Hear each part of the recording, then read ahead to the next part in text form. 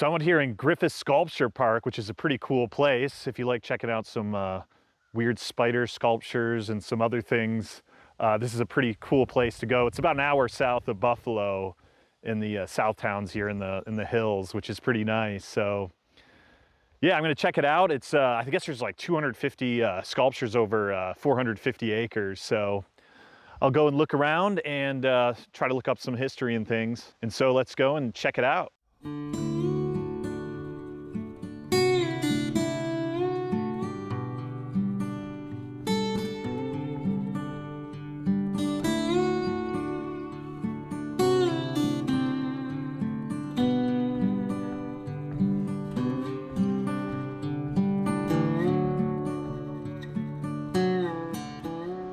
So I looked up the history a bit, and it's pretty interesting. The guy who created the park was Larry Griffis Jr, and he was born in the 1920s, fought in World War II, and later on he went with his family to Italy in the 60s, and he had seen his kids playing around all these sculptures and stuff like that, and these ruins, and he thought, wow, that's really cool that kids are, you know, playing and interacting like with the art.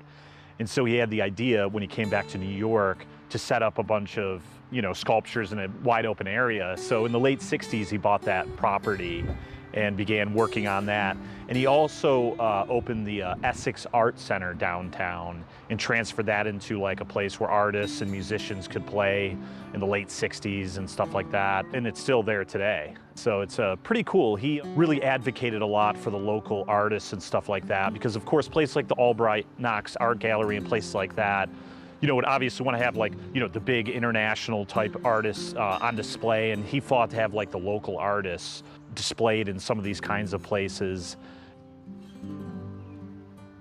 And so, yeah, he was really big in the art scene in Buffalo until he died in 2000, and then his son Simon took it over, and he was doing a good job with that and really promoting like, you know, kids to be creative and stuff like that.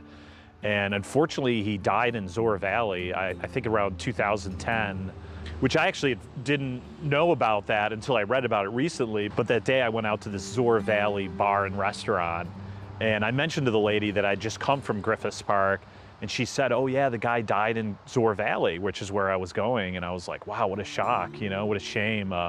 Because I'm sure he was, you know, an experienced hiker and stuff like that. Who knows, maybe there's something else part of the story.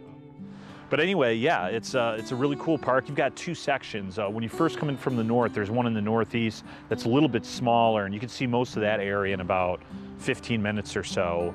And then if you keep going down that road, there's a bigger park in the southwest.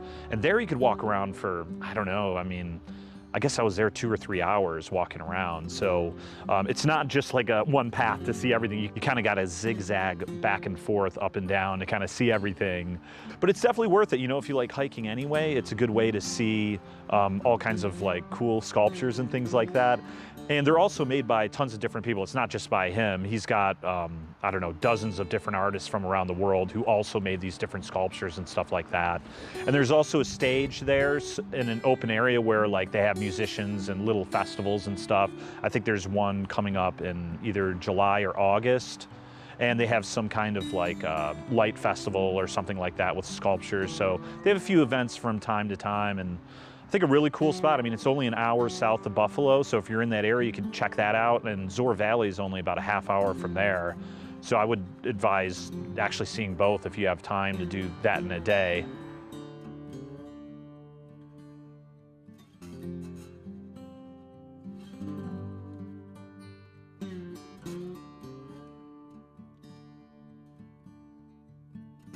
So I recommend heading out to that area if you ever have some time. I might even lead some trips down there, so you could look below in the description, and I might have like a link for something if I'm gonna have some tours out there. Otherwise, yeah, I hope you enjoyed the video and it was informative for you. Like and subscribe, and I'll see you next time. Cheers.